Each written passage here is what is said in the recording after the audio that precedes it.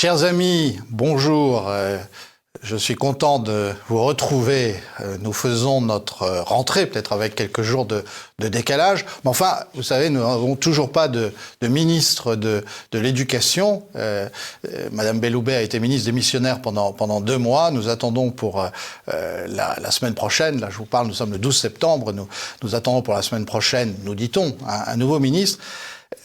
Je voudrais justement vous parler de ce paradoxe, c'est-à-dire que c'est la première fois depuis très longtemps qu'une rentrée scolaire s'est faite sans ministre de l'Éducation nationale. Et c'est assez étonnant de voir ce qui se passe. Nous allons reprendre brièvement les thèmes de nos chroniques d'avant l'été. Vous vous rappelez le psychodrame sur les groupes de niveau, ce qu'on appelle les classes hétérogènes dans le jargon de l'éducation nationale. Eh bien, les syndicats représentant les enseignants, représentant les directeurs d'établissement ont été très heureux à l'occasion de la rentrée d'expliquer que 60% des collèges avaient continué avec des groupes hétérogènes, c'est-à-dire n'avaient pas fait de classe de niveau, c'est-à-dire qu'ils avaient désobéi au ministre Monsieur Attal et ensuite Madame Belloubet, même si Madame Belloubet leur avait dit vous avez du temps pour appliquer la réforme de mon prédécesseur.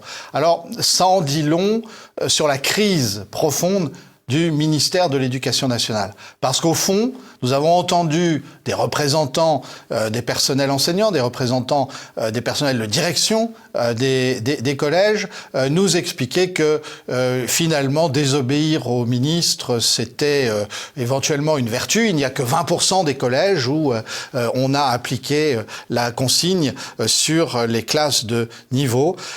Ça pose une vraie question sur le rôle de l'Éducation nationale, sur un État qui finalement ne sait plus se faire obéir, mais sans doute parce qu'il est devenu obèse et que plus personne ne le respecte. Nous retrouvons en l'occurrence ce que je vous ai dit souvent tout au long de mes chroniques hebdomadaires l'année dernière. Il va falloir changer complètement le système.